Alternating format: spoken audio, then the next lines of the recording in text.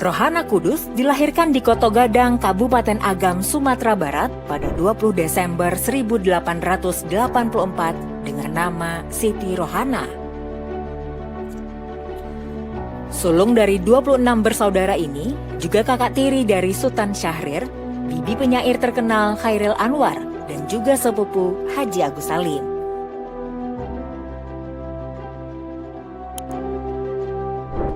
Rohana hidup di era di mana akses perempuan untuk mendapatkan pendidikan yang baik seperti laki-laki sangat dibatasi. Ia tidak bisa mendapatkan pendidikan secara formal, namun ia diajari oleh ayahnya.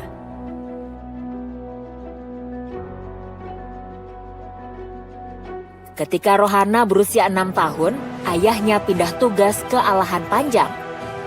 Di sana ia bertetangga dengan jaksa Alahan Panjang, Lebi Jaronan Sutan. Lantaran tak punya anak, pasangan Sutan dan Adisa menganggap Rohana sebagai anak sendiri. Rohana diajari baca tulis hitung.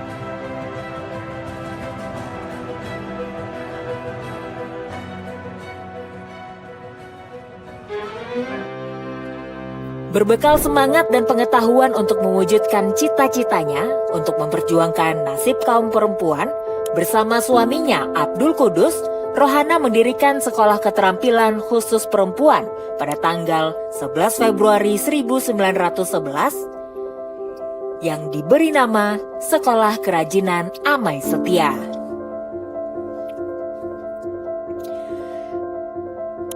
Sekolah Kerajinan Amai Setia atau KAS ini mempunyai kurikulum yang mengajarkan keterampilan untuk perempuan, mengelola keuangan, tulis baca, budi pekerti, pendidikan agama, dan bahasa Belanda. Hasil karya peserta didik KAS pun dilirik oleh para istri pejabat Belanda dan dinilai layak ekspor. Hal inilah yang menjadikan sekolah KAS tercatat menjadi industri rumahan mandiri pertama di Koto Gadang. Sembari aktif di bidang pendidikan, Rohana juga menulis di surat kabar perempuan bernama Putri Hindia.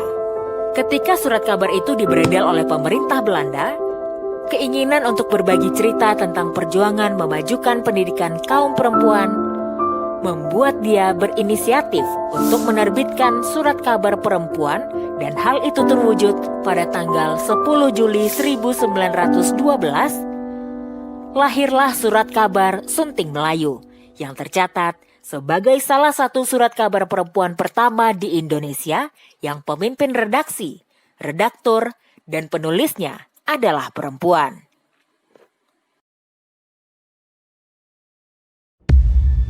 Saat Belanda meningkatkan tekanan dan serangannya terhadap kaum pribumi, Rohana turut membantu pergerakan politik dengan tulisannya yang membakar semangat juang para pemuda.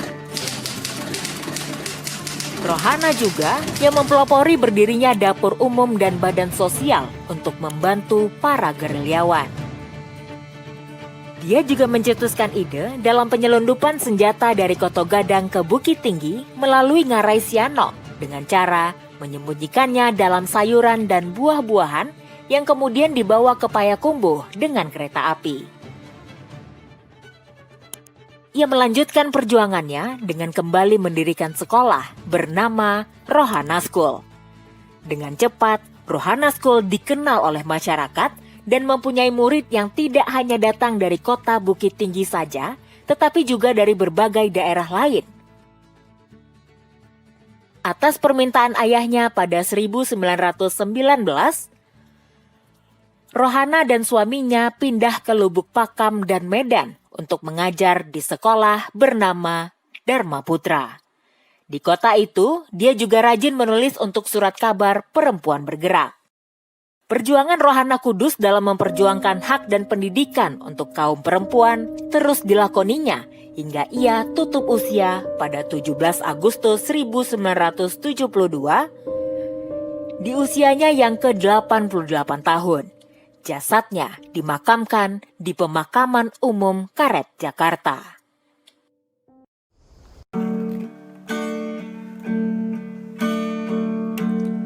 Terukir indah namamu abadi.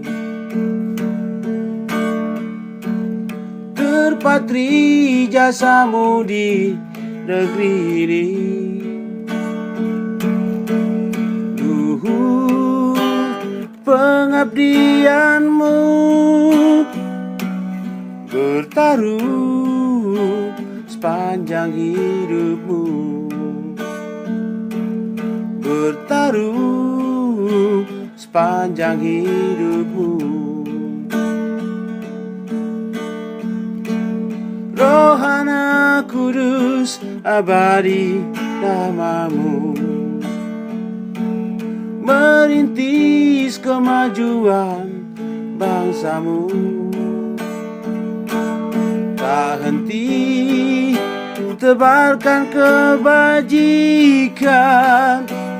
membimbing bangsamu yang lemah. Meretas jalan kemajuan, terukir indah namamu abadi. Terpatri jasamu di negeri ini.